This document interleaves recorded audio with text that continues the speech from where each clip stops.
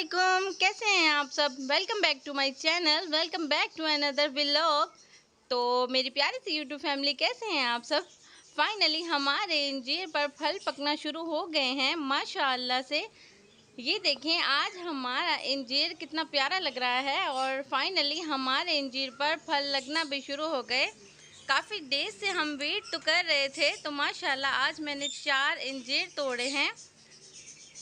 और हमारे जो मिनी ज़ू का इंजीर है, इसके फ्रूट काफ़ी ज़्यादा मीठे और मज़े के होते हैं। तो मैंने पहला इंजीर जो है जाकर अपने मिट्ठू को दिया और मिट्ठू ने अपने इंजीर को काफ़ी शौक़ से एंजॉय भी किया और एक इंजीर मैंने खुद भी खाया था, तो काफ़ी मज़े का था। तो फाइनली अब चलते हैं हमारे मोरों की तरफ। मैंने आप सबको बताया था ना कि मोरों के पाँव में लंबी सी रस्सी डाल दी है, क्योंकि अभी हमारी जो दीवारें हैं छोटी हैं, जैसे कि आप सबको बताया था। तो मोर कहीं पर भी जा सकते हैं, लेकिन मेरे लिए थोड़ा सा मुश्किल है कि मैं मोर को जाकर ढूंढूं। तो इस वजह से अभी मैंने कुछ दिन के लिए ऐसा ही सोचा है। तो रस्सी इतनी लंबी है कि मोर इजी काफ़ी दूर तक जा सकते हैं। तो फाइनली शाम में हम अपने मोरों को बाहर सहन में छोड़ देते हैं, तो हमारे मोर जो हैं वो अच्छे से अपने वॉक कर लेते हैं और घूम लेते हैं, एंजॉय कर लेते हैं। आई होप आपको मेरी वीडियो पसंद तो आ रही होंगी। अगर आपको मेरी वीडियोस पसंद आ रही हैं तो लाइक करना बिल्कुल नहीं भूलिएगा और मेरे इस चैनल मिनी ज़ू व्लॉग्स को सब्सक्राइब भी कर दीजिएगा। और आज हमारी मोरनी और मोर धूप लगवा रहे थे और इनको धूप लगवाना काफ़ी अच्छा लग रहा था। पहले तो 1-2 बार मैंने कहा शायद वैसे ही धूप में बैठे हैं, तो मैंने इनको उठा दिया था। लेकिन जैसे ही मैंने उठाती थी तो कुछ देर बाद ये वापस फिर से धूप में चले जाते थे। तो मुझे लग रहा था कि शायद इनको धूप लेना अच्छा लग रहा है। और ये देखें, माशाल्लाह से मोर जो है वो अपनी पूरी टेल को भी अच्छे से धूप लगवा रहा था और उसे खोल रहा था। जैसे ही मैं मोर के करीब गई तो मोर ने फ़ौरन से ही अपने परों को क्लोज़ कर लिया।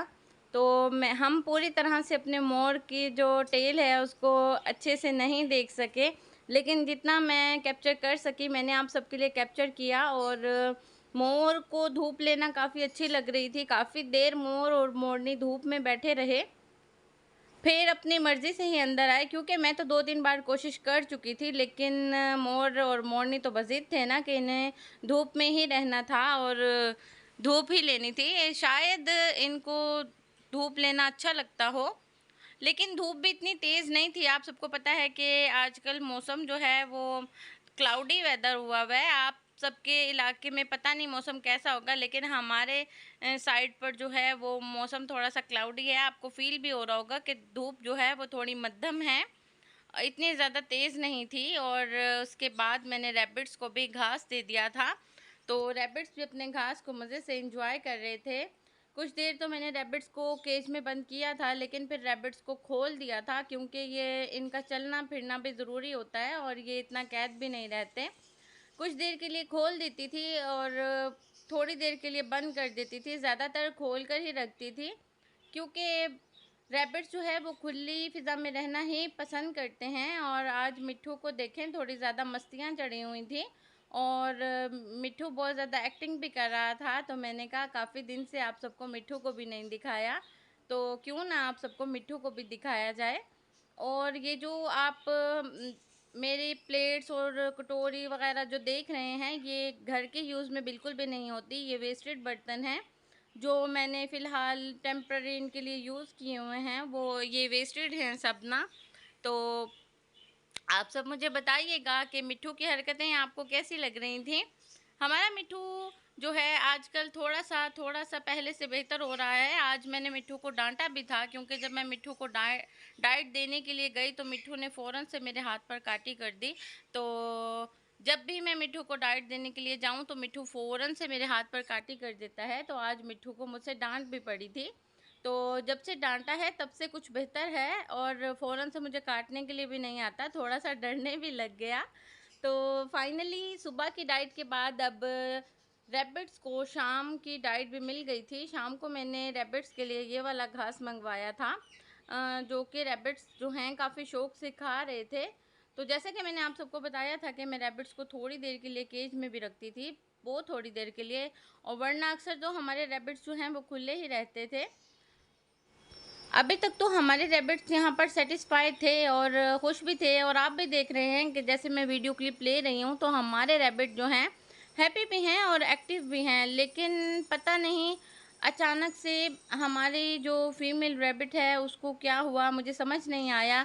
मैंने आप सबको बताया था ना कि हमारी जो फीमेल रैबिट है वो अपने हेयर्स को गिरा रही है, शायद एक्सपेक्ट कर रही है। तो मैं तो इसी खुशी में थी कि हमारी जो फीमेल रैबिट है वो एक्सपेक्ट कर रही है। तो जैसे ही इन्होंने ये शाम की अपनी डाइट ली तो रात को मैंने देखा कि हमारी जो फीमेल रैबिट है वो खामोशी से एक साइड पर बैठी हुई थी। तो मैंने कहा शायद वैसे ही बैठी है, लेकिन जब नेक्स्ट टाइम मैंने देखा तो मैं काफ़ी परेशान हुई। तो जब मैंने देखा तो हमारी फीमेल रैबिट एक तरह से बिल्कुल स्टक थी। मैंने कहा शायद ये बेबी बॉर्न करने वाली है, तो नीचे कपड़े को बिछाया, लेकिन ऐसा तो कुछ भी नहीं था। लेकिन फिर उसके बाद मैंने कहा शायद इसे गर्मी लग गई है, तो मैंने इसे फ़ौरन से नहलाया, और नहलाने के बाद भी हमारी फ़ीमेल रैबिट जो है वो बिल्कुल भी ठीक नहीं हुई। तो मैंने उसे टेम्परेचर की दवाई भी दी कि शायद इसको टेम्परेचर ना हो गया हो, लेकिन मुझे कुछ समझ नहीं आया। लेकिन जो हमारा मेल वाला रैबिट है वो बहुत ज़्यादा परेशान हो रहा था, वो बार-बार आकर उसको टच कर रहा था, कभी उसके ईयर्स को छेड़ रहा था। वो उसको उसकी काफ़ी ज़्यादा फ़िक्र हो रही थी, तो उसे देखकर मुझे काफ़ी ज़्यादा रोना भी आ रहा था कि अचानक से हमारी फ़ीमेल को क्या हुआ, और हमारा मेल बहुत ज़्यादा परेशान था। हमारा मेल थोड़ी-थोड़ी देर बाद वापस चला जाता था और कुछ देर बाद वापस आता था, तो फिर से अपने फीमेल को टच करता था कि शायद वो उठ जाए।